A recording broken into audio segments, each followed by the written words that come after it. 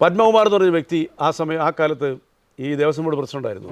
ഈ മനുഷ്യൻ അറിയാതെ കണ്ട് അവിടുന്ന് ഒരു ഇല പോലും പോവുകയെന്നുള്ള നിലപാടെടുത്തവനാണ് ഞാൻ. അയാളെ അറസ്റ്റ് ചെയ്യണമെന്ന് പറയാൻ ഞാൻ പറഞ്ഞിട്ടുണ്ട്. പാർട്ടിയുടെ നിലപാട് പാർട്ടി എപ്പോഴും സംരക്ഷിക്കുമല്ലോ, ആ നിലപാട് ഞാൻ എടുത്തിരുന്നു. എൻ്റെ നിലപാട് ശരിയാണെന്ന് എനിക്കിപ്പോഴും ആത്മവിശ്വാസം 100% ഞാൻ ശരിയാണ്. അങ്ങനെ ഇവരെല്ലാവരും ഈ ശബരിമലയെ കൊള്ളയടിച്ചവരെ മുഴുവൻ അറസ്റ്റ് ചെയ്ത് നിന്ന് ചാനലിരുന്ന് സുധീരൻ പറഞ്ഞൊരാളിൽ ഞാനുണ്ട്, ഇടതുപക്ഷത്തു നിന്ന്. അതെൻ്റെ നിലപാടായിരുന്നു, കേട്ടാൽ നിങ്ങൾക്ക് അറിയാൻ പറ്റും. അങ്ങനെ ഒരുപാട് കാര്യങ്ങൾ ഞാൻ എൻ്റെ നിലപാടെടുത്തിട്ടുണ്ട്. അപ്പോഴും നമ്മൾ കരുതി എന്താ, സ്വാഭാവികമായ ഒരു മാറ്റം ഉണ്ടാവുന്ന കരുതിയേ. ഒരു മാറ്റം ഇല്ലെന്ന് മാത്രമല്ല, ഇവന്മാരെ ഈ പറയുന്ന പോലെ സംരക്ഷിക്കുകയൂടെ ചെയ്യും. ഒരാളൊരു ഏത് രാഷ്ട്രീയത്തിൽ വിശ്വസിക്കണം, ഏത് വിശ്വാസ പ്രമാണങ്ങളിൽ അയാൾ മുമ്പോട്ട് പോകണം, അയാളുടെ അഭിപ്രായ സ്വാതന്ത്ര്യം, ഇതെല്ലാം ഉള്ളൊരു രാജ്യം ഇന്ത്യ. പക്ഷേ CPM വന്നു കഴിഞ്ഞാൽ മരിക്കുന്നതിനും വരാൻ മാറാൻ പാടില്ലെന്ന് പറഞ്ഞാൽ എന്ത് നിയമം? തിരുത്തലുണ്ടായിരുന്നുവെങ്കിൽ ഈ പറയുന്ന ആരെങ്കിലും ഈ പാർട്ടി വിട്ടു പോകും. ഒന്നാമത് തിരുത്തൽ മാത്രമല്ല, ഈ പാർട്ടിക്ക് അത് ജനാധിപത്യം ഇല്ല. ഈ പാർട്ടി തന്നെ ഒരു ലോക്കൽ കമ്മിറ്റി മെമ്പർ പോലും ആക്കിയില്ല, ഒരു ഔദ്യോഗിക വക്താവായിട്ടാക്കിയില്ല.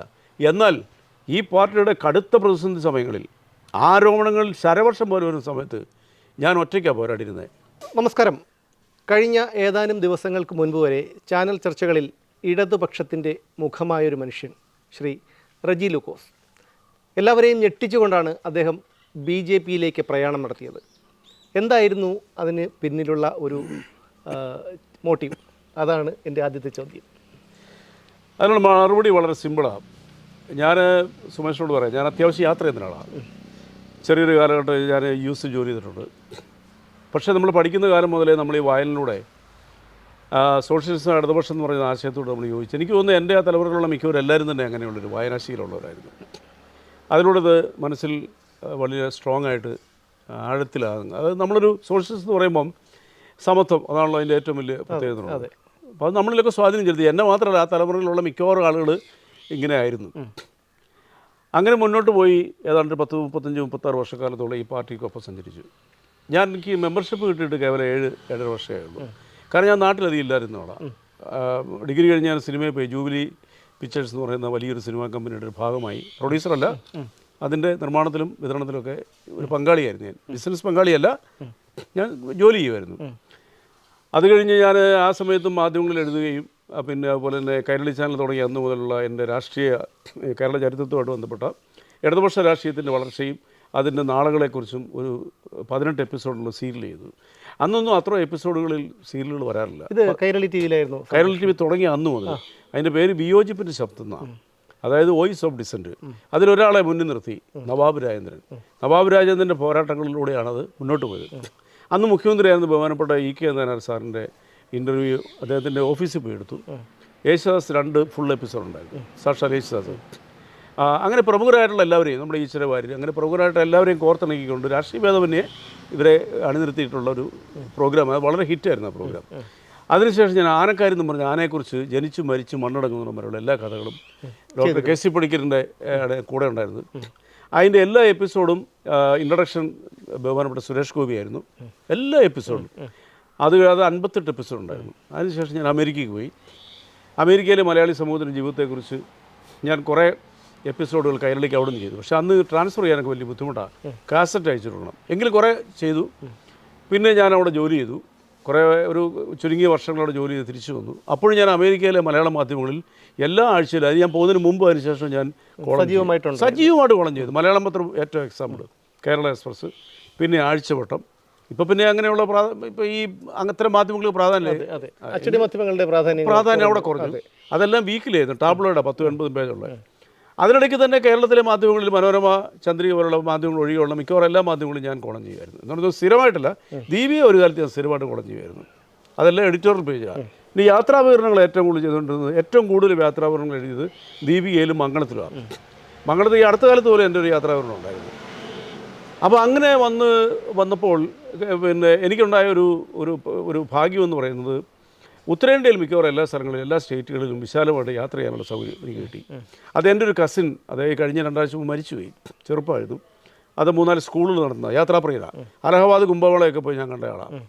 അങ്ങനെ പിന്നെ എൻ്റെ കാശ്മീർ യാത്ര അന്നത്തെ ദീപികയിലെ 2 ഫുൾ പേജ് ഉണ്ടായിരുന്നു. അന്ന് ടെൻഷനുള്ള ഏരിയ 2008. അത് കണ്ട് നമ്മുടെ ബഹുമാനപ്പെട്ട വയലാർ രവിയുടെ ഭാര്യ മേഴ്സി രവി ദീപികയിൽ വിളിച്ച് നമ്പർ എടുത്ത് എന്നെ വിളിച്ചു. അവർ പറഞ്ഞത് ഞങ്ങളുടെ പിന്നെ ഹണിമൂൺ കാശ്മീരിലായിരുന്നു. താങ്കൾ എഴുതിയപ്പം ഓർമ്മ വന്നുകൊണ്ട് നേരിട്ട് വിളിക്കുമെന്ന് പറഞ്ഞു. അങ്ങനെ ഒരുപാട് അനുഭവങ്ങളുണ്ടായിരുന്നു വാർത്തകളിലൂടെ തന്നെ, ഈ കോളം ചെയ്യുന്നതിലൂടെ തന്നെ. അങ്ങനെ ഞാൻ ഹോസ്പിറ്റലുകളുടെ, പ്രൈവറ്റ് ഹോസ്പിറ്റലുകളുടെ തെറ്റായ രീതിയെക്കുറിച്ച് ഞാൻ ദീപികയിലൊരു ലേഖനം എഴുതി, എഡിറ്റോറിയൽ പേജിൽ. ആ ലേഖനത്തിലാണ് 2008 മുതുകുളം മാധ്യമ അവാർഡ് എനിക്ക് കിട്ടിയത്. അന്ന് മന്ത്രിയായിരുന്ന മോൻസ് ജോസഫ് വലിയൊരു ചടങ്ങിൽ വെച്ചാണ് എനിക്കത് ഹാൻഡ് ഓവർ ചെയ്തത്. കള്ളിക്കാട് ഫൗണ്ടേഷൻ പ്രവാസി മാധ്യമ അവാർഡ്, അങ്ങനെ നിരവധി അവാർഡുകളൊക്കെ കിട്ടിയിട്ടുണ്ട്. അപ്പോൾ ഞാൻ ഈ 10-35 വർഷമായിട്ടുള്ള ഒരു ഉത്തരേന്ത്യ യാത്രയും അത്യാവശ്യം വിദേശ യാത്രകളിലുള്ള യാത്രയും ഇന്ത്യയും തമ്മിൽ താരതമ്യം ചെയ്യുമ്പോൾ കഴിഞ്ഞൊരു 10 വർഷത്തേക്ക് ഇന്ത്യയിൽ വന്നിരിക്കുന്ന മാറ്റം ഞാൻ വിസിബിളായിട്ട് കണ്ടൊരാളാണ്. കാരണം നിങ്ങൾക്ക് ആർക്കും ഉത്തരേന്ത്യയിലേക്ക് പോയാൽ ഉത്തരേന്ത്യയെക്കുറിച്ചുള്ള നമ്മുടെ കോൺസെപ്റ്റ് മുമ്പ് എന്തായിരുന്നു? ഒരു അവികസിത പ്രദേശം, അപരിഷ്കൃതരായ ജനങ്ങൾ, എല്ലാ മേഖലയും പിന്നോക്കം, അന്ധവിശ്വാസം, റോഡില്ല, വിദ്യാഭ്യാസം ഇല്ല, പട്ടിണി, പരിവട്ടം. ഇതൊക്കെ ഞാൻ നേരിട്ട് കണ്ടിട്ടുള്ള പല യാത്രകളിലും. അവിടുന്ന് ഒരു കഴിഞ്ഞ 10-11 വർഷമായിട്ടുള്ള മാറ്റം അതും വിസിബിളായിട്ട് ഞാൻ കണ്ടിട്ടുണ്ട്. പല രീതിയിൽ റോഡിലൂടെയും മറ്റ് പല മേഖലകളിലും പോയപ്പോൾ എൻ്റെ മനസ്സിലിങ്ങനെ തോന്നി തുടങ്ങി, പഴയ ഇന്ത്യ അല്ലല്ലോ. കൂടാതെ കണ്ട് ഇന്ത്യക്ക് വെളിയിൽ പോകുമ്പോൾ, ഉദാഹരണത്തിന് ഞാൻ 2002 അവസാനമാണ് അമേരിക്കയിലെത്തുന്നത്. അന്നൊക്കെ അമേരിക്ക ചെല്ലുമ്പോഴത്തേക്കും അമേരിക്കൻസ് നമ്മളെ കാണുമ്പോൾ ചോദിക്കുന്നത്, ആരെയോ പാകിസ്ഥാനിന്നാണ്, നീ ഒരു പാകിസ്ഥാനിയാണെന്ന് ചോദിക്കുന്നത്. വേൾഡ് ട്രേഡ് സെൻറ്റർ തകർത്തതിൻ്റെ 1-2 വർഷങ്ങൾക്ക് ശേഷം ആയതുകൊണ്ട് അവർക്ക് ഭയമാണ്. അപ്പോൾ നമ്മൾ പറയും ഇന്ത്യ എന്നു പറയും. അപ്പോൾ അവർക്കറിയാവുന്ന 2 പേരേ ഉള്ളൂ. ഒന്ന് മദർ തെരേസ, എല്ലാ അമേരിക്കക്കാർക്കും മദർ തെരേസയുടെ പേര് അറിയാം, നിങ്ങൾ ഏത് രാജ്യത്ത് പോയാലും അറിയാം. അതുപോലെ തന്നെ മഹാത്മാഗാന്ധി. അതല്ലാണ്ട് ഇന്ത്യയെക്കുറിച്ച് ഒരു നോളജ് കൊടുക്കില്ല. അപ്പോൾ നമ്മൾ ഇവർക്ക് പറഞ്ഞു കൊടുക്കും. അപ്പോൾ ഈ India is A poor country എന്നൊക്കെ പറഞ്ഞാൽ വളരെ പൂർ കൺട്രിയാണ്, ബ്ലൈൻഡ് ബിലീവേഴ്സാണ്, യാത്രകൾ ചെയ്യാത്ത ജനമെന്നൊക്കെയാണ് പറഞ്ഞാൽ അവർക്കൊരു നെഗറ്റീവ് ഉണ്ട്. അന്ന് മലയാളിയോടെ ഇഷ്ടം പോലെ ഉണ്ട്. പക്ഷെ പിന്നീട് നിങ്ങളിപ്പോൾ വിദേശ രാജ്യങ്ങളിൽ എവിടെയെങ്കിലും പോകും. ഞാൻ ഒരുപാട് എക്സാമ്പിൾ പറയുന്നില്ല, ഞാൻ ഒത്തിരി യാത്ര ചെയ്തിട്ടുള്ള ആളാണ്. ഇപ്പോൾ ഈ ഇന്ത്യ എന്ന് പറഞ്ഞാൽ അതല്ല. ഇന്ന് ലോകത്തിലെ ഏറ്റവും അഭിമാനമുള്ള ജനതയായിട്ട് ഇന്ത്യ ഉയർന്നു കഴിഞ്ഞു. മറ്റ് വിദേശികൾക്ക് പോലും ഇന്ത്യയെക്കുറിച്ച് പറയുമ്പോൾ വളരെ അഭിമാനബോധമാണ്. നമ്മളെക്കുറിച്ച് അവർക്കൊരു അഭിമാനമുണ്ട്, നമുക്കൊരു അന്തസ്സ് ഉയർത്തി. അത് 101% ഈ നരേന്ദ്രമോദി സർക്കാർ വന്നതിന് ശേഷം എന്നുള്ളവരും എന്നോട് തന്നെ പലരും പറഞ്ഞിട്ടുണ്ട്. ഇപ്പോൾ നിങ്ങൾ ഗൾഫ് രാജ്യങ്ങളെടുക്കൂ, ഗൾഫിൽ പണ്ട് ഇന്ത്യക്കാരെ കണ്ടുകൊണ്ടിരുന്നത് പോലെയല്ല ഇപ്പോൾ കാണുന്നത്. ഇപ്പോൾ ഈ ഒരു ഇന്ത്യക്കാരെന്ന് പറഞ്ഞാൽ അവരും ബഹുമാനത്തോടെ കാണത്തുള്ളൂ. ഈ ബഹുമാനപ്പെട്ട നരേന്ദ്രമോദിക്ക് ഗൾഫ് രാജ്യങ്ങളിൽ നിന്ന് കിട്ടാത്ത ആദരവും അവാർഡുകളും ഇപ്പോൾ ഇല്ല. അതെ, എല്ലാ പ്രമുഖ മുസ്ലിം പരമോന്നത ബഹുമതികൾ അദ്ദേഹത്തിന് കിട്ടിയിട്ടുണ്ട്. അദ്ദേഹത്തിനെ കാണാൻ വരുന്നു, അദ്ദേഹം അങ്ങോട്ട് പോകുന്നു. ഏതൊരു രാഷ്ട്രത്തലവന്മാരെ ഉള്ള ഉപരിയായിട്ടുള്ള റിസപ്ഷൻ അദ്ദേഹത്തിന് കിട്ടുന്നു. അപ്പോൾ ഇതൊക്കെ ഒരു ഭരണകർത്താവിൻ്റെ മികവാണ്. നമ്മളൊക്കെ പണ്ട് കേട്ടിരുന്ന ബ്രിട്ടീഷ് രാജകുമാരൻ, അല്ലെങ്കിൽ അമേരിക്കൻ പ്രസിഡന്റ്, ഇവരൊക്കെ വന്നെങ്കിലേ ഉള്ളൂ വലിയ ആദരവുള്ളെന്നുള്ള. അതേതിനേക്കാൾ ഒരു പിടി മുന്നിലേക്ക് എത്തിയിരിക്കുന്നു ഈ രാജ്യത്തിൻ്റെ ഭരണകർത്താക്കൾക്ക്. കാരണം എന്തുകൊണ്ടാണ്? ഇന്ത്യ എന്ന് പറഞ്ഞ രാജ്യം ഒരു എസെൻഷ്യൽ അവിഭാജ്യ ഘടകമായിട്ട് ലോകത്തിന് മുമ്പിൽ വളർന്നു, സാമ്പത്തികമായിട്ടും സാംസ്കാരികപരമായിട്ടും ഓരോ ഇൻഡിവിജ്വലും. പിന്നെ വിദേശ മലയാളികൾ, ഇന്ത്യ ലോകത്തിന് നൽകിയ അത്രയും വിദേശ മലയാളികളെ ഈ ലോകത്തിൽ ചൈന പോലും നൽകിയിട്ടില്ല. അവർ IT സെഗ്മെൻറ്റ് 72% അമേരിക്ക ജോലി ചെയ്യുന്നത് ഇന്ത്യൻസാണ്, 12% ഉള്ളൂ ചൈന എന്നുള്ളൊരു. ബാക്കിയെല്ലാം തുല്യമായിട്ടുള്ള ചെറിയ സംഘങ്ങൾ മാത്രമേ ഉള്ളൂ. അങ്ങനെ എല്ലാ സെക്ടറിലും നമ്മളെ അൺസ്കിൽഡ് ആയിട്ടുള്ളവർ, സ്കിൽഡ് ആയിട്ടുള്ളവരുടെയും ബ്രെയിൻ ഏറ്റവും കൂടുതൽ ലോകത്തിൽ പ്രവർത്തിക്കുന്നത് ഇന്ത്യക്കാരുടെ ബ്രെയിനാണ്. ഇതെല്ലാം കഴിഞ്ഞ 10-11 വർഷമായിട്ടുള്ള മാറ്റമാണ്. നേരത്തെയൊക്കെ ഇന്ത്യക്കാരുണ്ടായിരുന്നു, പക്ഷേ ഈ വന്നൊരു ബൂം. അപ്പോൾ ഇതെല്ലാം തിരിച്ച് നമ്മുടെ മനസ്സിൽ ഇത് കണ്ടു കഴിഞ്ഞപ്പോൾ ഞാൻ നേരത്തെ ഉണ്ടായിരുന്ന രാഷ്ട്രീയ പ്രസ്ഥാനവും ഇവിടുത്തെ മാധ്യമങ്ങളും നൽകുന്ന ഒരു ചിത്രമല്ല യഥാർത്ഥ ഇന്നത്തെ ഇന്ത്യ എന്നുള്ളത്. എനിക്ക് വളരെ കണ്ട് ഞാൻ ബോധ്യപ്പെട്ടാണ്. ഇത് കേൾക്കുന്ന പലർക്കും നിഷ്പക്ഷമായിട്ട് നോക്കിയാൽ അവനത് ബോധ്യം വരും. ഇത് ഞാൻ എൻ്റെ ഉദാഹരണം മാത്രമല്ല പറഞ്ഞത്. അപ്പോൾ അതിലൂടെ ഇങ്ങനെ വന്നു. പിന്നെ ഈ നുണകളെല്ലാം പ്രചരിപ്പിച്ചു. ഈ അന്ധമായ BJP വിരോധം. ഈ ലോകത്ത് ഈ ഭൂമിയിൽ 196 വരുന്ന ഐക്യരാഷ്ട്രസഭയിലെ അംഗങ്ങളുള്ള ലോകത്തിൽ ഇന്ത്യ എന്ന് പറയുന്ന മഹാരാജ്യത്തിന് ഒരു അന്തസ്സ് ഉണ്ടാക്കി കൊടുത്ത് ഭരണകൂടത്തെ ഇങ്ങനെ കുറ്റം പറയുമ്പോൾ there is something. അതെന്താ? ഇപ്പോൾ നമ്മളെ കുറ്റപ്പെടുത്തി BJPനെയും കേന്ദ്ര സർക്കാരിനെയും അപമതിപ്പുണ്ടാക്കി നുണകൾ മാത്രം പ്രചരിപ്പിച്ച് ഇവിടെ ചില പാർട്ടികൾക്ക് നിലനിൽക്കാൻ വേണ്ടിയിട്ടുള്ള നാടകങ്ങളാണ് നടത്തിക്കൊണ്ടിരിക്കുന്നത്. അത് ശരിയല്ല എന്ന് എന്നെപ്പോലുള്ളവർ ചിന്തിച്ചത് സ്വാഭാവികമല്ലേ? താങ്കൾ ആയിരുന്നു ഒരു തുടക്കം. അതിനുശേഷം രാഷ്ട്രീയ നിരീക്ഷകനായ ഇടത് രാഷ്ട്രീയ നിരീക്ഷകനായ അഡ്വക്കേറ്റ് അസ്കർ, ഐഷ പോറ്റി, അങ്ങനെ നിരവധി പേർ ഇപ്പോൾ പല പാർട്ടികളിലേക്കും പ്രത്യേകിച്ചും BJPയിലേക്ക് വരുന്നു.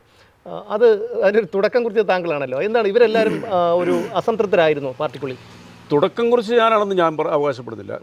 പക്ഷേ ഞാൻ പറഞ്ഞ ഒരു ചുരുങ്ങിയ കാലത്തിനുള്ളിൽ പെട്ടെന്നൊരു ഒഴുക്കുണ്ടായി എന്നുള്ളതാണ് ഞാൻ അത് സുമേഷ് പറഞ്ഞതിനൊരു യാഥാർത്ഥ്യമുണ്ട്. അതായത് ഞാൻ അന്ന് മാധ്യമങ്ങളോട് പറഞ്ഞ കാര്യങ്ങൾ ശരിയാണെന്നുള്ള ബോധ്യമുള്ളവരാണ് അവരെല്ലാം. അവർക്ക് പറയാനായിട്ടൊരു വഴി ഉണ്ടാക്കി കൊടുത്തെന്ന് മാത്രമേ ഞാനുള്ളൂ. അവരുടെ ബോധ്യങ്ങൾ തന്നെയാണ് അവരിലൂടെ പുറത്തേക്ക് വന്നിരിക്കുന്നത്. ഇപ്പോൾ ഹസ്കർ എന്ന് പറഞ്ഞ വ്യക്തി വളരെ മാന്യനായ, വളരെ സോഫിസ്റ്റിക്കേറ്റഡ് ആയിട്ട് ചർച്ചകളിൽ പങ്കെടുക്കുന്ന ആളാണ്. ആ മനുഷ്യൻ പോലും ഈ പ്രസ്ഥാനത്തിൽ നിന്ന് അകലാൻ തുടങ്ങിയെന്ന് പറഞ്ഞപ്പോൾ ആ അകലുന്നതും ഇത് ശരിയല്ല എന്ന് പറഞ്ഞതിൻ്റെ പേരിൽ തന്നെ അദ്ദേഹത്തിന് താക്കീത് കൊടുത്തു. ഇന്ന് നമുക്ക് താക്കീതൊക്കെ ആരാ യഥാർത്ഥത്തിൽ ഈ ഇടതുപക്ഷ സഹയാത്രികൻ എന്ന് അല്ലെങ്കിൽ ഇടത് രാഷ്ട്രീയ നിരീക്ഷകൻ എന്നൊരു പദവി ഇടതുപക്ഷത്തിൻ്റെ ഭാഗത്തു നിന്നുണ്ടോ, LDF നിന്നുണ്ടോ? LDF നിന്നും അല്ലെ, എസ്പെഷ്യലി CP. ഞാൻ സുമേഷ് ഏറ്റവും വണ്ടർഫുൾ ആയ യാഥാർത്ഥ്യം പറഞ്ഞാൽ ഞാൻ CP മെമ്പറാണ്. ഇപ്പോഴല്ല, ഞാൻ പോരുന്ന താങ്കൾ പാർട്ടി വിട്ടതിന് ശേഷം പറഞ്ഞത് അങ്ങനെയല്ല, അങ്ങനെ മെമ്പർഷിപ്പ് ഇല്ലെന്നൊക്കെയാണല്ലോ പാർട്ടി പറഞ്ഞത്. പ്രേക്ഷകരോട് അറിയട്ടെ. അതിനകത്ത് അതൊക്കെയാണ് പറയുന്നത്. അതൊക്കെയാണ് CPM എന്ന് പറഞ്ഞ രാഷ്ട്രീയ പ്രസ്ഥാനത്തിന് പറ്റിയ ഏറ്റവും വലിയ അബദ്ധങ്ങളിലൊന്നത്. കാരണം ഞാൻ ചുമ്മാ മെമ്പറല്ല. ഞാൻ 2021 കോട്ടയം ജില്ലാ സമ്മേളന പ്രതിനിധിയായിരുന്നു. പാർട്ടി കോൺഗ്രസിനോടനുബന്ധിച്ചുള്ള കോട്ടയം ജില്ലാ സമ്മേളന പ്രതിനിധിയായിരുന്നു. 2024 ഞാൻ ഏരിയ സമ്മേളന പ്രതിനിധിയായിരുന്നു. പാർട്ടിയുടെ മെമ്പർഷിപ്പ് ഇല്ലാത്ത ഒരാൾക്ക് ഇതിൽ പങ്കെടുക്കാൻ പറ്റുമോ? അത് മാധ്യമങ്ങൾ തന്നെ പുറത്തു കൊണ്ടുവന്നു, നുണയാന്നും പറഞ്ഞുകൊണ്ട്. എന്തിനാ അവരങ്ങനെ പറഞ്ഞേ? അദ്ദേഹത്തിന് ഇപ്പോൾ തോന്നി അദ്ദേഹം പോയി, അല്ലെ എനിക്ക് വ്യക്തിപരമായിട്ട് എന്തെങ്കിലും നേട്ടത്തിന് വേണ്ടി വേണമെങ്കിൽ അവർ വേണമെങ്കിൽ പറഞ്ഞോ, ഒപ്പിച്ചോട്ടെ. അത് ന്യായീകരണത്തിനൊന്നും പറയാം. പക്ഷേ ഞാൻ മെമ്പറല്ല എന്ന് പറഞ്ഞതോടുകൂടി അത് കേരളത്തിലെ മാധ്യമങ്ങൾ, കാരണം ഈ മാധ്യമങ്ങളെല്ലാം എന്നെ നേരിട്ട് കാണുന്നല്ലേ, അവർ തന്നെ അത് തുറന്നു കാണിച്ചു. ഇപ്പോൾ 24 ചാനലിൽ പിറ്റോസിൻ്റെ അവർ മോർണിംഗ് ഷോയിൽ ഞാൻ ആദരവോട് കാണുന്ന ശ്രീകണ്ഠൻ നായർ സാറിൻ്റെ ഷോയിൽ അവരെന്നെ ലൈവ് കൊണ്ടുവന്നു ഈ കാര്യങ്ങൾ പറയിപ്പിച്ചുകൊണ്ട്. അപ്പോൾ ഇതൊക്കെയാണ് ഈ CPM എന്ന് പറഞ്ഞ രാഷ്ട്രീയ പറ്റിയ ഏറ്റവും വലിയ അബദ്ധം. ഒറ്റ ഉദാഹരണം പറയാം. ഒരാളൊരു ഏത് രാഷ്ട്രീയത്തിൽ വിശ്വസിക്കണം, ഏത് വിശ്വാസ പ്രമാണങ്ങളിൽ അയാൾ മുമ്പോട്ട് പോകണം, അയാളുടെ അഭിപ്രായ സ്വാതന്ത്ര്യം, ഇതെല്ലാം ഉള്ളൊരു രാജ്യം ഇന്ത്യ. പക്ഷേ CPM വന്നു കഴിഞ്ഞാൽ മരിക്കുന്നതിനും വരാൻ മാറാൻ പാടില്ലെന്ന് പറഞ്ഞാൽ എന്ത് നിയമം? അതെ, ഞാൻ അതിന് ഉദാഹരണം പറയാം. കാർൽ മാർക്സിൻ്റെ വാക്കുണ്ട്, മാറ്റമില്ലാത്തത് ലോകത്തിൽ മാറ്റമെന്ന വാക്കിന് മാത്രമേ ഉള്ളൂ, ബാക്കിയെല്ലാം മാറിക്കൊണ്ടിരിക്കും. മാറിക്കൊണ്ടിരുന്നില്ല പ്രകൃതി ബോറടിക്കുകയല്ലേ. ഇപ്പോൾ സുമേഷ് ഈ വിഷ്വൽ മീഡിയയിൽ, ഈ യൂട്യൂബ് ചാനൽ തുടങ്ങുന്നതിന് മുമ്പ് താങ്കളൊരു മാധ്യമപ്രവർത്തനമായിരുന്നു. താങ്കൾ മാറ്റത്തിനനുസരിച്ച് പുതിയ മേഖലയിലേക്ക് വന്നു. തീർച്ചയായും താങ്കൾ അതിനകത്ത് തന്നെ ഇരുന്ന് ഞാൻ ഇരിക്കണം എന്ന് പറഞ്ഞാൽ പറ്റുമോ? ഒരിക്കലും നടക്കാത്തൊരു കാര്യമാണ്. അതുപോലെയാണ് ഇത് സംഭവിച്ചത്. സ്വാഭാവികമല്ലേ അത്? ഇപ്പം നമ്മൾ ഇന്നലെ വരെ പ്രവർത്തിച്ചൊരു പാർട്ടിയുടെ കുറേ കുറ്റങ്ങളും പറഞ്ഞ് എന്തെങ്കിലും ഒരു ഇര തേടി അല്ലെങ്കിൽ എന്തെങ്കിലും ഒരു സ്ഥാനം നേടി മറ്റു രാഷ്ട്രീയ പ്രസ്ഥാനത്തിലേക്ക് പോകുകയാണെന്നുണ്ടെങ്കിൽ അതിന് തെളിവ് വേണം. നിങ്ങൾക്ക് വേണമെങ്കിൽ എന്നെ വിമർശനാത്മകമായിട്ട് സമീപിക്കാം, അല്ലെങ്കിൽ തന്നെ വിമർശിക്കാം. ഹെൽത്തി ആയിരിക്കണം. പക്ഷേ ഈ CPM കാലാകാലങ്ങളായി നിൽക്കുന്ന മുതിർന്ന താങ്കളെപ്പോലെയുള്ള, താങ്കൾക്ക് ഒരുപാട് പാരമ്പര്യമുണ്ട്, അതുപോലെ തന്നെ പാർട്ടിയെ വിശദീകരിക്കാനായി താങ്കൾ പൊതുജനങ്ങൾക്ക് മുന്നിൽ വന്നിട്ടുണ്ട് ഒരുപാട് തവണ. എനിക്ക് തോന്നുന്നു ചാനൽ ചർച്ചകളിൽ ഒരുപാട് ഒരു 5 പേരെ എടുത്തു കഴിഞ്ഞാൽ ഏറ്റവും കൂടുതൽ വന്നിട്ടുള്ള ഒരാളായിരിക്കും താങ്കൾ. അതുപോലെ ഐഷയെ പറ്റി വളരെ ജനകീയമായിട്ടുള്ള ഒരു പ്രവർത്തകയായിരുന്നു ഒരു പാർട്ടി. പക്ഷേ അവരെയൊക്കെ പാർട്ടിയിൽ സ്ഥാനം കൊടുക്കാതെ ഒരു പരിധി കഴിഞ്ഞ് ഒതുക്കിക്കളയുന്ന ഒരു സ്ഥിതിവിശേഷം പാർട്ടിയിലുണ്ടോ? അത് സത്യമല്ലേ? അത് 100% സത്യം. അതുകൊണ്ടാണല്ലോ ഇപ്പോൾ മുതിർന്ന നേതാക്കളും അതിനോട് താഴെയുള്ള മുതിർന്ന നേതാക്കൾക്ക് പലർക്കും അതൃപ്തി ഉണ്ടെങ്കിലും ഐഷ പോറ്റിയലെയും രാജേന്ദ്രനെ പോലുള്ളവരൊക്കെ പുറത്തു കിടക്കുകയും താഴെ നിൽക്കുന്ന രാഷ്ട്രീയ പ്രവർത്തകരായിട്ടുള്ള CPM സഖാക്കളിൽ പലരും ഈ പാർട്ടി ഉപേക്ഷിച്ച് പോകാനുള്ള കാരണം ഇത് തന്നെയാണ്. മേധാവിത്വവും അടിമകളെ പോലെ അച്ചടക്കവും ശാസനയും കൊടുത്താൽ ഇന്ന് ആരാ അംഗീകരിക്കുന്നത്? സ്നേഹമല്ലേ ഇതിനകത്ത് വേണ്ടത്? ജനകീയരായിട്ടുള്ള ആൾക്കാരെ മാറ്റി നിർത്തുമ്പോൾ അത് എന്തിനാണ്? അതിൻ്റെ ഉള്ള ഒരു ഉദ്ദേശം എന്നാണ്. അതിൻ്റെ ഉദ്ദേശം വളരെ സിമ്പിളാണ്. ആ ആളുകളെ മാറ്റി നിർത്തുന്നവർക്ക് വേറെ എന്തെങ്കിലും വെസ്റ്റഡ് ഇൻട്രസ്റ്റ് ഉണ്ടായിരിക്കും. അത് പലതും കാണും. ഞാൻ അതിലേക്ക് പോകുന്നില്ലെന്ന് മാത്രം. അത് സുമേഷിനൊക്കെ കേൾക്കുന്നവർക്ക് മനസ്സിലാവും. ആ താല്പര്യങ്ങൾ സംരക്ഷിക്കണമെങ്കിൽ ഇവരെ ഒതുക്കിയേ പറ്റൂ. ഇവരാകുമ്പോൾ നിഷ്പക്ഷമായിട്ട് കാര്യങ്ങൾ പറയും, മറ്റുള്ളവർ തെറ്റുകൾ ചൂണ്ടിക്കാണിക്കും. തെറ്റുകൾ ചൂണ്ടിക്കാണിച്ചാൽ അവൻ പാർട്ടി വിരുദ്ധനായി ചിത്രീകരിക്കും. അപ്പോൾ അവനെ മാറ്റും. ഏറ്റവും ഒരു ഉദാഹരണമല്ലേ ഇപ്പം പയ്യന്നൂരിലെ കുഞ്ഞികൃഷ്ണൻ്റെ ഉദാഹരണം. കുഞ്ഞികൃഷ്ണൻ്റെ ഉദാഹരണം പറയാണ്ട് ഇന്നലെ ഉണ്ടാകിയല്ല. 10 വർഷങ്ങൾക്ക് മുമ്പ് അവിടെ ധനരാജ് എന്ന് പറയുന്ന ചെറുപ്പക്കാരനെ രക്തസാക്ഷിയായി. അതിനുശേഷം ഈ രക്തസാക്ഷിക്ക് കൊണ്ട് പിടിച്ച പണം, ലക്ഷക്കണക്കിന് പിരിച്ചും പണം അമുക്കിന്ന് കോട്ടയം ഞങ്ങളുടെ ഭാഷയിൽ പറയും, മോഷ്ടിച്ചത് അയാൾ തെളിവ് സഹിതം പുറത്തു കൊണ്ടുവന്നു, അച്ചടിച്ച രസീതിലെ ഡിഫറൻസ്. അപ്പോൾ ആ മനുഷ്യൻ എന്തുകൊണ്ടാണ് 7-8 വർഷക്കാരൻ സഹിച്ചതിന് പറയേണ്ട വേദികളിലെല്ലാം പറഞ്ഞ ആദ്യഘട്ടത്തിൽ തന്നെ പുള്ളി തരം താഴ്ത്തി. പിന്നീട് വന്ന് ഈ 50 വർഷം പാരമ്പര്യമുള്ള ഈ മനുഷ്യനെ, സ്വാത്വികനായിട്ടുള്ള 74-കാരനെ ഇങ്ങനെ ഈ രീതിയിൽ മാറി നിന്നിട്ടുണ്ടെങ്കിൽ പാർട്ടിയെ ബാധിക്കുന്നുള്ള സ്വബോധം ഉണ്ടായ അദ്ദേഹത്തിന് വീണ്ടും ജില്ലാ കമ്മിറ്റി കൊണ്ടുവന്നു. അപ്പോഴും ഈ കളവ് അദ്ദേഹം ഉന്നയിച്ചു. കാരണം അദ്ദേഹം കറതീർത്തൊരു CP ഇടതുപക്ഷക്കാരനാണ്. അപ്പോൾ ലാസ്റ്റ് വന്നത് എന്താ? അദ്ദേഹം ഈ കാര്യം പിന്നെ അവസാനം ഒരു രക്ഷയില്ല അതുകൊണ്ട് ജനത്തിനോട് തുറന്നു പറഞ്ഞു. എന്തിനാ പറഞ്ഞേ? തിരുത്താനാ പറഞ്ഞേ. ഈ പാർട്ടിക്ക് തെറ്റുപറ്റിയ തിരുത്താൻ പാടില്ലേ? അല്ല, തിരുത്തൽ ഈ പാർട്ടിയിൽ എന്തെങ്കിലും നടന്നിട്ടുണ്ടോ? ഒരു കാലത്ത് തിരുത്തൽ ഉണ്ടായിരുന്നുവെങ്കിൽ ഈ പറയുന്ന ആരെങ്കിലും ഈ പാർട്ടി വിട്ടു പോകും. ഒന്നാമത് തിരുത്തൽ മാത്രമല്ല, ഈ പാർട്ടിക്ക് അത് ജനാധിപത്യം ഇല്ല. ജനാധിപത്യ സോഷ്യലിസ്റ്റ് പാർട്ടി എന്നല്ല അറിയപ്പെടുന്നത്. നിങ്ങൾക്ക് ഒരു സ്ഥാനത്തേക്ക് നിങ്ങൾ എത്തിപ്പെടണമെങ്കിൽ നിങ്ങളുടെ മുകളിലുള്ളവരും പറയുന്ന പാരയിൽ നിങ്ങൾ ഉൾക്കൊള്ളണം. അല്ലാതെ നിങ്ങൾക്ക് സ്വയം അറിയാം, നിങ്ങൾക്ക് തെരഞ്ഞെടുപ്പിലൂടെ ഈ പാർട്ടിയിൽ ഒരു സ്ഥാനം കിട്ടത്തില്ല. തെരഞ്ഞെടുപ്പിന് വേണ്ടിയിട്ട് ഒരാൾ നിന്ന് കഴിഞ്ഞിട്ടുണ്ടെങ്കിൽ നിങ്ങളെന്തോ കൊലപാതകം ചെയ്ത പോലെയാണ്. ഈ മുകളിലിരിക്കുന്ന ഒരു തീരുമാനിക്കും ആരൊക്കെ വേണമെന്നുള്ളവരും. അതിനകത്ത് ഡെമോക്രസി ഉണ്ടോ? ഇല്ല. ഇപ്പോൾ ഒരു പട്ടാള മേധാവി, ഒരു ഏകാധിപതി, അയാൾ ഏകാധിപത്യം പിടിച്ചു. അയാളുടെ കീഴിലുള്ള ആരൊക്കെയാണെന്ന് അയാളോട് ഏറ്റവും കൂറ് പുലർത്തുന്ന ഒരാൾ അയാൾ ഇരുത്തത്തുള്ളൂ. കാരണം നാളെ അയാളുടെ കസേര വളർത്തുമ്പോൾ കയറി പിടിക്കരുത്. ഇതിൽ സെയിം ഇത് തന്നെയാണ്. ഞാൻ ആ എക്സാമ്പിൾ പറഞ്ഞോളെ. ഒരു ഉദാഹരണം പറയാം. ഇത്രയും വർഷക്കാലം 10-25-20 ഞാൻ ആദ്യത്തെ എൻ്റെ ഡോക്യുമെൻ്ററി കൈരളി ചാനലിലാണ്, സോറി ഏഷ്യാനെറ്റിലാണ്. 1999 ആതുരാശ്രമം സ്വാമിയെക്കുറിച്ച് ഞാൻ ഡോക്യുമെൻ്ററി ചെയ്തു. അദ്ദേഹത്തിൻ്റെ ജീവിതത്തിൽ ആകെ കണ്ട ഒരു ടെലിവിഷൻ പ്രോഗ്രാം അതാണ്. അത് അദ്ദേഹത്തിൻ്റെ സഹോദരി മക്കൾ എന്നോട് പറഞ്ഞതിൻ്റെ പേര് ഞാൻ ഡോക്യുമെൻ്ററി ചെയ്തു. അതിനുശേഷമാണ് ഈ കൈരളിയിൽ ഈ പ്രോഗ്രാം തുടങ്ങുന്ന കാലത്ത് പോലും ഞാൻ പ്രോഗ്രാം ചെയ്യുന്നത്. അവിടുന്ന് ഇങ്ങോട്ട് 10-25 വർഷക്കാലം മാധ്യമങ്ങളിൽ, പ്രിൻ്റ് മീഡിയയിലും വിഷ്വൽ മീഡിയയിലും അത്യാവശ്യം ഞാൻ പ്രത്യക്ഷപ്പെടുന്ന ഒരാളാണ് ഈ പാർട്ടിക്ക് വേണ്ടിയിട്ട്. ഈ പാർട്ടി എന്നെ ലോക്കൽ കമ്മിറ്റി മെമ്പർ പോലും ആക്കിയില്ല, ഒരു ഔദ്യോഗിക വക്താവായിട്ടാക്കിയില്ല. എന്നാൽ ഈ പാർട്ടിയുടെ കടുത്ത പ്രതിസന്ധി സമയങ്ങളിൽ, ആരോപണങ്ങളിൽ ശരവർഷം പോലെ വരുന്ന സമയത്ത് ഞാൻ ഒറ്റയ്ക്കാണ് പോരാടിയിരുന്നത്. സുമേഷ് ശ്രദ്ധിച്ചറിയാം. പിന്നീട് വേറെ ചില ആൾക്കാർ വന്നു തുടങ്ങിയത്. ഞാൻ ഒറ്റയ്ക്ക് 5 ചാനലൊക്കെ ഒരു ദിവസം ഇരുന്നിട്ടുണ്ട്. ഇനി ഇത് മാത്രമല്ല, ഞാൻ ഈ പറഞ്ഞ രാഷ്ട്രീയ ചർച്ചകൾക്ക് മാത്രമല്ല, ഞാൻ ഈ കോവിഡ് കാലത്ത് ഡെയിലി 2 ചാനൽ മിനിമം ഉണ്ടായിരുന്നു. ഞാൻ അന്ന് ആ സമയത്ത് തുടക്കത്തിൽ ഓസ്ട്രേലിയയിലായിരുന്നു. ഞാൻ വിദേശകാര്യ വിഷയങ്ങൾ എന്നെ വിളിക്കാറുണ്ട്, സാമൂഹിക വിഷയങ്ങൾ എന്നെ ചർച്ചയ്ക്ക് വിളിക്കാറുണ്ട്. അവരെന്തിനാണ് വിളിക്കുന്നത്? എന്നോടെന്നുള്ള വ്യക്തിയുടെ പ്രാധാന്യമല്ല, ഞാൻ പ്രതിദാനം ചെയ്യുന്ന ആ പ്രസ്ഥാനത്തിനോടുള്ള ആ ഒരാളെന്നുള്ള ആൾ പറയുന്നുള്ള പ്രതീക്ഷയല്ലേ. ഇപ്പം സുമേഷ് തന്നെ ചർച്ച ഇപ്പോൾ ഇവിടെ വന്ന് ഇൻ്റർവ്യൂ ചെയ്യുന്നതിനാ താങ്കളുടെ ഉള്ളിൽ ഇന്ന ആളെ ഇൻ്റർവ്യൂ ചെയ്യുന്ന ലക്ഷ്യമുള്ളതുകൊണ്ടാണ്. അതെ, തീർച്ചയായിട്ടും അങ്ങനെയല്ലേ എല്ലാവരും. എന്നെ ഒരു ലോക്കൽ കമ്മിറ്റി പോലും എടുത്തിട്ടില്ല. ഞാൻ പലപ്പോഴും വിചാരിക്കാറുണ്ട്, ഈ ലോകത്തിൻ്റെ മുമ്പിൽ, മലയാളികളുടെ മുമ്പിൽ ഈ പാർട്ടിക്ക് വേണ്ടി ഇത്രയും വർഷം ഞാനിത് ചെയ്തിട്ടും ഇവരെന്നെ ഒരു ഔദ്യോഗിക വക്താവ് പോലും ആക്കിയില്ല. എനിക്ക് അതിലും പരാതിയില്ല. പക്ഷേ ഈ അടുത്ത കാലത്ത് എൻ്റെ സംഭവം ഉണ്ടായി. പാലക്കാട് ഉപതെരഞ്ഞെടുപ്പ് പ്രഖ്യാപിച്ച ആ സമയത്ത് ഈ സരിൻ എന്ന് പറഞ്ഞ വ്യക്തി മറികടം ചാടിയല്ലോ. കോൺഗ്രസിൽ ഇന്ന് വരെ ഒരു നീതിയിരിക്കാൻ, മറ്റെല്ലാവരും ചാടിയിട്ടുണ്ടെങ്കിൽ ഇന്ന് വരെ നീതിയിരിക്കാൻ പറ്റുന്ന ഒരു ചാടല. പിറ്റേ ദിവസം അയാൾ സ്ഥാനാർത്ഥിയാക്കി. അതുപോലെ അതിനെക്കുറിച്ച് ഞാൻ പിന്നീട് പറയാം. അവിടെ ഒരു യൂത്ത് കോൺഗ്രസിൻ്റെ ഒരു സെക്രട്ടറി ഉണ്ട്. അവിടെ നിർഭയശ അദ്ദേഹത്തിൻ്റെ പേര് ഞാൻ മറന്നുപോയി. അദ്ദേഹത്തിൻ്റെ പേര് എന്തോ ഒരു സമീറോ അങ്ങനെയാണെന്ന് തോന്നുന്നു, സബ്ജക്റ്റ് കറക്ഷൻ. അതേ ഒരു പത്രസമ്മേളനം നടത്തി. ഞാനും കോൺഗ്രസിൽ നിന്ന് മാറുവാണ്, ഞാൻ രാജിവെക്കുകയാണ്.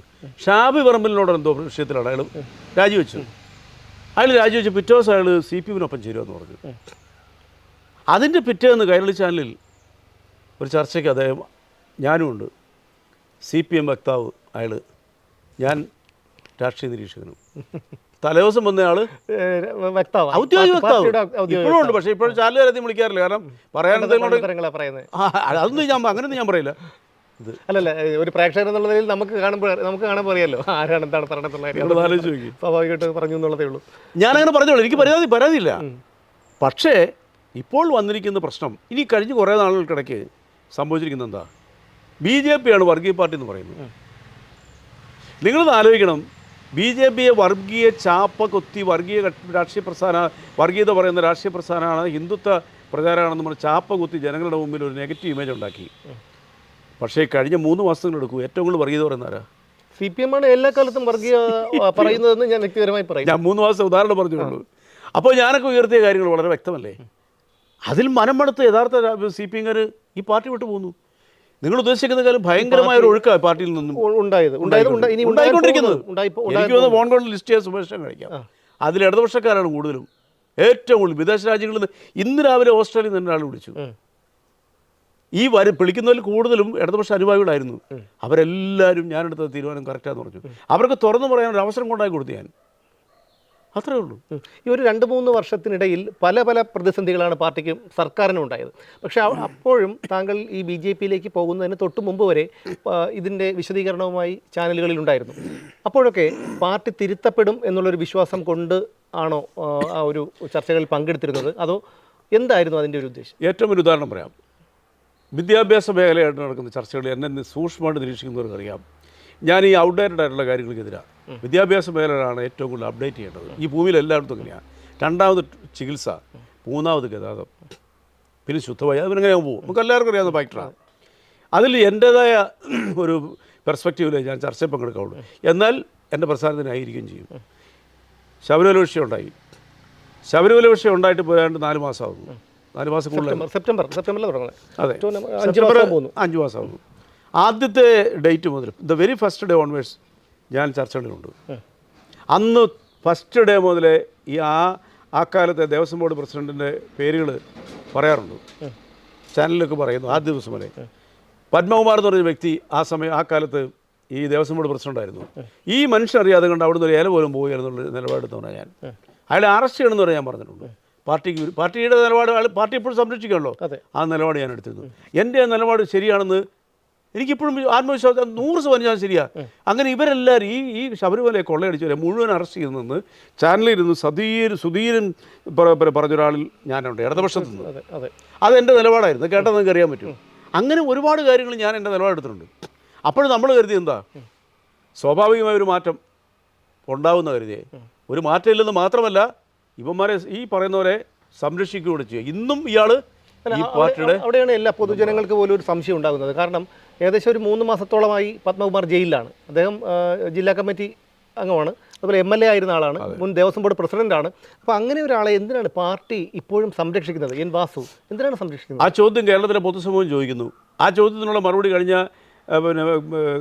ത്രിതല പഞ്ചായത്തിൽ ജനങ്ങൾ കൊടുത്തു.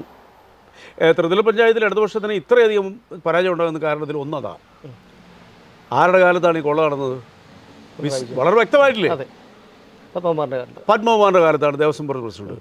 ആദ്യമായിട്ട് എടുക്കേണ്ടത് അയക്കെതിരില്ല നടപടി. ശബരിമലയോട് 1% കൂറുണ്ട്. ഇനി അത് വേണ്ട, മോഷണത്തിനോട് എന്തെങ്കിലും എതിർപ്പുണ്ടെങ്കിൽ ചെയ്യണ്ടേ? അല്ല, ഈ പത്മകുമാറിനെ ഒരു പുറത്താക്കിയാൽ അതൊരു മാതൃകാപരമായിട്ടുള്ള ഒരു ശിക്ഷയായി പൊതുസമൂഹം കരുതും, ഒരു തിരുത്തലായിട്ട് അണികളും കരുതും. അത് പാർട്ടിക്ക് ഗുണം ചെയ്യും. പക്ഷേ എന്തുകൊണ്ടാണ് പാർട്ടി അത് ചെയ്യാത്തത്? അതായത് പത്മകുമാറിൻ്റെ മുകളിൽ ദൈവതുല്യരായ ചിലരുണ്ട് ഉള്ളതുകൊണ്ടല്ലേ?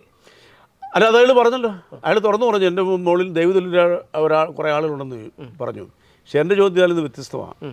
ഞാൻ ചോദിക്കുന്ന ചോദ്യം, ഈ പറയുന്ന പത്മകുമാറിനെ ഇവരെന്തിനു സംരക്ഷിക്കുന്നു? മോഷ്ടാവാന്ന് തെളിഞ്ഞത് കോടതിയിൽ തെളിയേണ്ടത്. പക്ഷേ അങ്ങനെയാണെന്നുണ്ടെങ്കിൽ മറ്റു പലരും പിടിച്ചകത്തിട്ടിട്ടില്ലേ? അപ്പോൾ അവർക്ക് വേണ്ടി അങ്ങനെയാണ് PP ദിവ്യ എന്ന് പറഞ്ഞൊരു കഥാപാത്രമുണ്ട് ഇന്ത്യയിൽ, കേരളത്തിൽ. അവർ കണ്ണൂർ ജില്ലാ പഞ്ചായത്ത് പ്രസിഡൻ്റായിരുന്നു. അവരുടെ കാലത്ത് അവർ നവീൻ ബാബുവിനെ ഒരു ക്ഷണിക്കാതൊരു വേദിയിൽ ഇപ്പോൾ എന്തോ പറഞ്ഞതിൻ്റെ പേരിൽ അയാൾ ആത്മഹത്യ ചെയ്തു.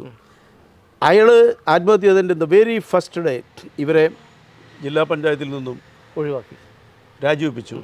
ജില്ലാ കമ്മിറ്റി മെമ്പറായിരുന്നു, അവരെ ബ്രാഞ്ചിലേക്ക് തരം താഴ്ത്തി. കഴിഞ്ഞ 7 ദിവസങ്ങൾക്ക് മുമ്പ് വനിതാ സംഘത്തിൻ്റെ ഇത് മഹിളാ സംഘത്തിൻ്റെ സംസ്ഥാന ഭാരവാഹിത്വത്തിൽ നിന്ന് ഒഴിവാക്കി. ഓൾമോസ്റ്റ് അവരെ പുറത്താക്കി വരികയാണ്. അതിലും ഏറ്റവും വലിയ കുറ്റവാളിയല്ലേ പത്മകുമാർ? എന്തുകൊണ്ട് അയാളുടെ നോട്ടീസ് ഇരിക്കുന്നില്ല? ചോദ്യത്തിന് മറുപടി കൂടെ പറയാം. അത് എവിടെയോ എന്തോ ആരോ പായിക്കുന്നുണ്ട് അയാളെ. അത്ര എനിക്ക് പറയാം. അത് പക്ഷേ ഈ പറയുന്നത് പോലെ പത്മകുമാർ പറഞ്ഞതുപോലെ ദൈവതുല്യരായിരിക്കാം. ഈ ദൈവത്തിൽ ആരാണെന്നുള്ളൊരു ഇപ്പോൾ അന്വേഷണ ഏജൻസി കണ്ടുപിടിക്കണം. എനിക്ക് അങ്ങനെ ഒരു പേര് പറയാം. കേരളത്തിലെ ജനങ്ങൾ പലപേരും പറയും. അല്ല, കേരളത്തിലെ ജനങ്ങൾക്ക് ബോധ്യമായതുകൊണ്ടാണല്ലോ ജനങ്ങൾക്ക് ചെയ്യാവുന്ന ഏറ്റവും വലിയ അധികാരം വോട്ട് ചെയ്യുക എന്നുള്ളത്. അതവർ പ്രയോഗിച്ചു. അതാണ് എൻ്റെ സത്യം. അതിലും മാരകമായിട്ട് പ്രയോഗിക്കും. ഇപ്പോൾ തോന്നുന്നുണ്ടോ പയ്യെ ഒരു രക്തസാക്ഷിയുടെ കുടുംബത്തിന് വേണ്ടി പിരിച്ച് പണം പറ്റിയൊക്കെ അടിച്ചെടുക്കുക എന്ന് പറഞ്ഞാൽ അതും ക്രിസ്റ്റൽ ക്ലിയറായിട്ടൊരു മനുഷ്യമെന്ന് പറയുക. അതിന് തെളിവ് ചെയ്തു. അതും പാർട്ടിയിൽ 50 വർഷത്തോളമായി 50 വർഷം പാർട്ടിക്ക് ഇപ്പോൾ സഞ്ചരിച്ച സാത്വികനായ മനുഷ്യൻ. തന്നെയുമല്ല, പയ്യന്നൂർ എന്ന് പറഞ്ഞ സ്ഥലത്ത് CPM എന്ന് പറഞ്ഞ രാഷ്ട്രീയ പ്രസ്ഥാനത്തിനെതിരെ ഒരു ഈച്ച മൂളിയല്ല, ഈച്ച കൊന്നിരിക്കും. പാർട്ടികളിലേക്ക് അപ്പുറമായിട്ടൊരു രാഷ്ട്രീയം ആ നാട്ടിലില്ല. കാരണം പാർട്ടി ഗ്രാമങ്ങളാണ്. അതാണല്ലോ ഇപ്പോഴും കൊലവിളി പ്രസംഗം നടക്കുക. പക്ഷേ എന്ത് വേണ്ടി? ഈ കഴിഞ്ഞ ദിവസം അദ്ദേഹത്തിൻ്റെ വീടിന് വേണ്ടി 3 കുഞ്ഞുങ്ങൾ മാത്രമുള്ള വീടിൻ്റെ ഫ്രണ്ടിൽ പോയി പടക്കം പൊട്ടിച്ചു. ഈ പടക്കാണോ മറ്റെന്താണെന്ന് അറിയത്തില്ല. ഇവർ മനുഷ്യകുലത്തിൽപ്പെട്ടവരാണോ?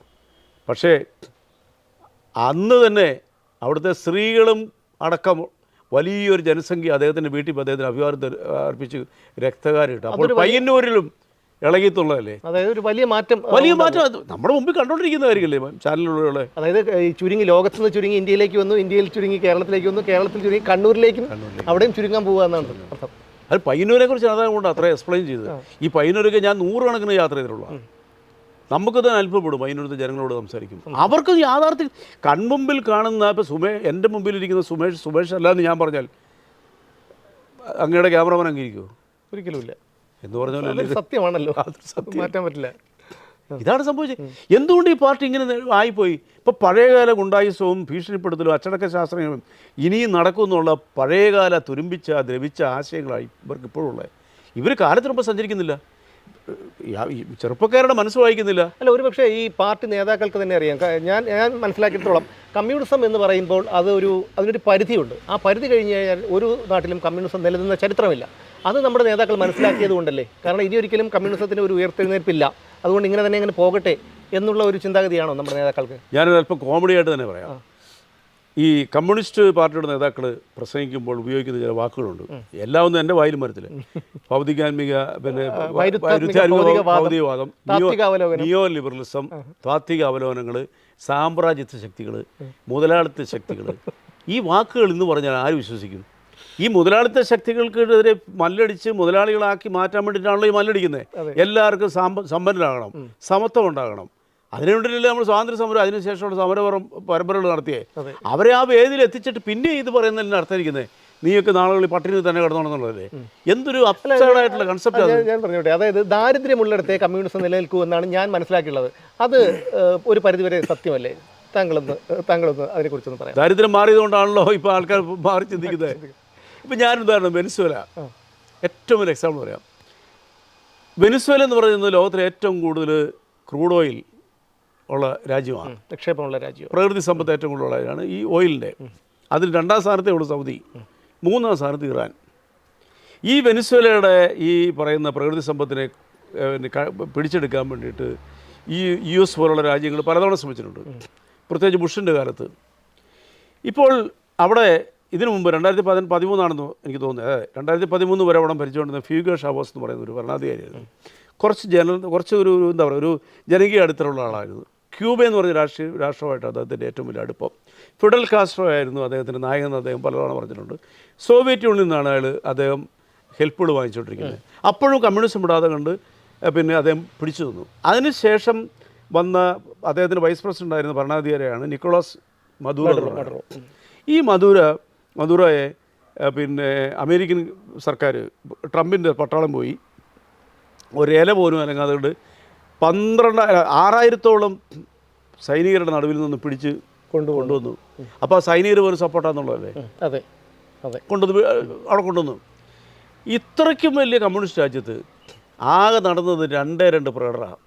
ബാക്കിയുള്ള രാജ്യത്തെ 8 കോടി വരുന്ന ജനങ്ങളിൽ ഒരാൾ പോലും ഇതിനെതിരെ പ്രതികരിച്ചില്ല. അതിൻ്റെ ബാക്കി കേരളത്തിൽ നടന്നു. അല്ല, അതിലേക്ക് ഞാൻ വരുന്നത് കാരണം എന്തുകൊണ്ടാണ്?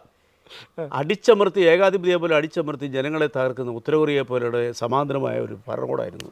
അതിനെതിരെ ജനങ്ങൾ ആശ്വാസം കൊണ്ട് അവിടെ ഇപ്പോൾ വളരെ രസകരമായിട്ട് ജീവിതം വരുന്നു. അതിനെതിരെ പ്രകടനം നയിച്ചു കേരളത്തിൽ. അപ്പോൾ നിങ്ങൾ ആലോചിച്ച് നോക്കി. നമ്മൾ പറയുന്നത് ഈ നമ്മൾ ചിന്തിക്കുമ്പോൾ ലോകം എന്ന് പറയുന്ന ആ ഗ്ലോബൽ വില്ലേജിനെ കൂടെ നമ്മൾ ചിന്തിക്കണ്ടേ? തീർച്ചയായിട്ടും. അപ്പോൾ നമ്മുടെ മുമ്പിലുള്ള സംഭവമല്ലേ ഇത്? അപ്പോൾ ഇത് നമ്മൾ മനസ്സിലാക്കുന്നത് എന്തുകൊണ്ടാണ്?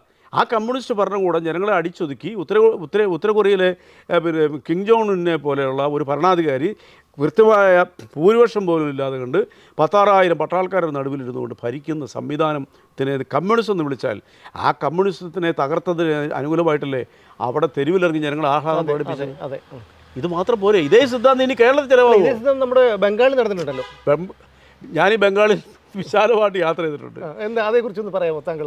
അതായത് കാരണം ഇപ്പോഴും അങ്ങനെയുള്ള ആളുകൾ കൂടുതലുണ്ട്.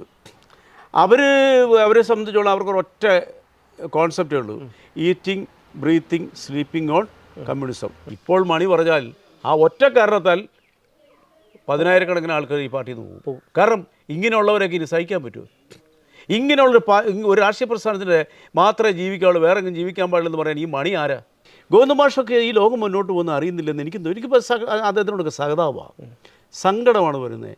കാരണം അദ്ദേഹം പറയുന്നതാണ് ശരി. 10-60-70 വർഷങ്ങൾക്ക് മുമ്പ് തലേ വെച്ച കാര്യമാണ് ഇപ്പോഴും പറയുന്നത്.